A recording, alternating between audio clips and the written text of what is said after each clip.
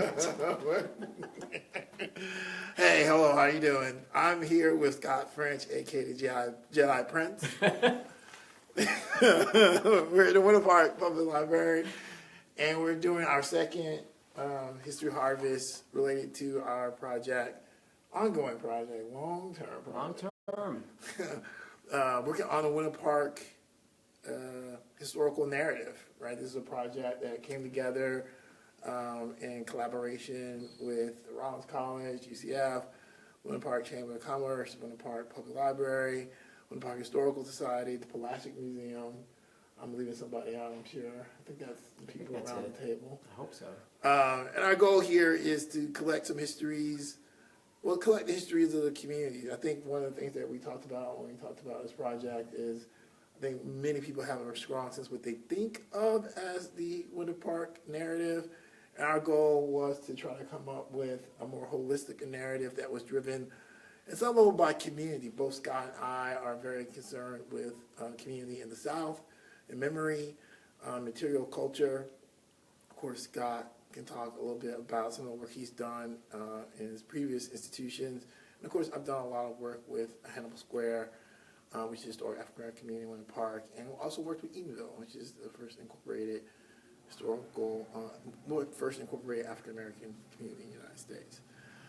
So we're here to do our second history harvest, and Scott can probably explain what a history harvest is a little bit better than I can, maybe. Yeah, well, I mean, it's really just an opportunity to invite the public in to share their history, their stuff. You know, anything that might be relevant to the history of this place. So last time when we did it a few weeks ago, we had a few people come in with scrapbooks and just amazing artifacts from the 20th century. And that's really what we're looking to do, is fill in the 20th century, because we've focused a lot on the founding era. Right. But the 20th century, there's a large gap sort of in the development of the Winter Park neighborhoods. And people are bringing in yearbooks. Right, yearbooks. Photos. Photos of neighborhoods, photos of them with their homes. Of course, when we talk about things like History Harvest, this is really an opportunity for the community to get involved in helping shape the narrative around Winter Park. As Scott says, we've done a lot. There's a lot of institutional information around the founding period, which we often characterize as sort of the 1880 to 1900 period. There's also a good bit of information around that immediate post-turn of the century period, right? So the first decade. But in a lot of ways, there's a huge gap between, say, like 1920 to like 1960, especially in terms of the individual neighborhoods of Winter Park, right? Like Park Avenue always gets a lot of attention in terms of historical narrative. It is, of course, the main drag. It's also a commercial space. In terms of the historical record, it's many times the place that is most likely captured, you see in photographs or in newspapers. But individual homes, individual businesses, institutional narratives are often very hard to come by. So we're looking for an opportunity to encourage people to come in and share those artifacts that they may have. As, of course, Scott and I have talked about, there's always a lot of people who have history, but they don't recognize this history. It's just like their family history. But one of the things that we talked about the very first session was, you know, what you have is exactly what we're looking for.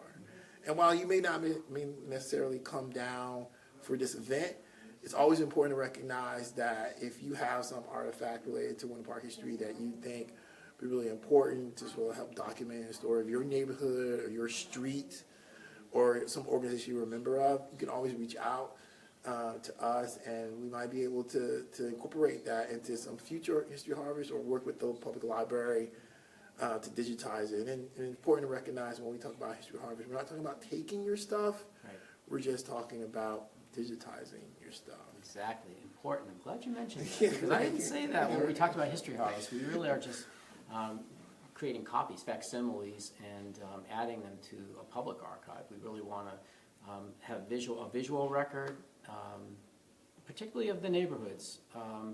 And as Julian mentioned, really from the 1920s on, really it was a boom around 1925. Right. Yeah. That's when we see a lot of neighborhoods in Winter Park being created.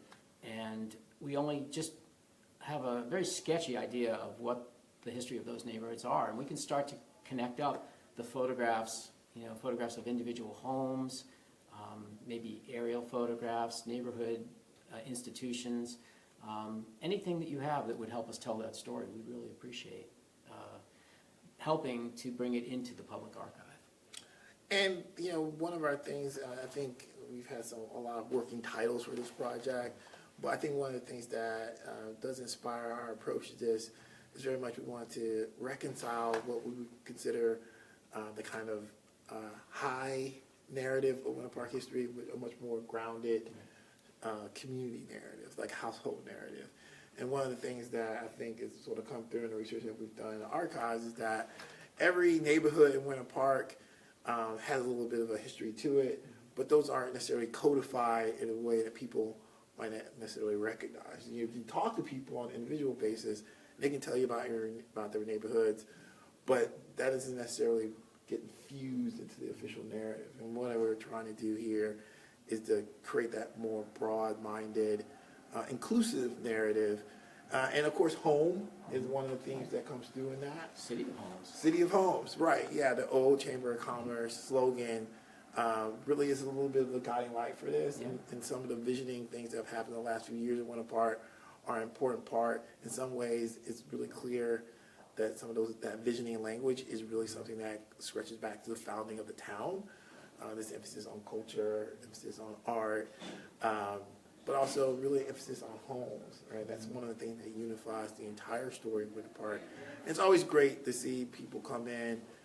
Their first session, someone came in and they just had a picture of themselves as a baby in front of their house. Mm-hmm. But that was really evocative of the sort of Winter Park experience because their house was where the City Hall is now, right? So City Hall wasn't always where it is now, and like their house was in that location. So like you could see a little background in the picture, so it was a great example of the kind of information that might be in someone's scrapbook or in someone's underneath their bed in their drawer, but it was really eventful for us to have that.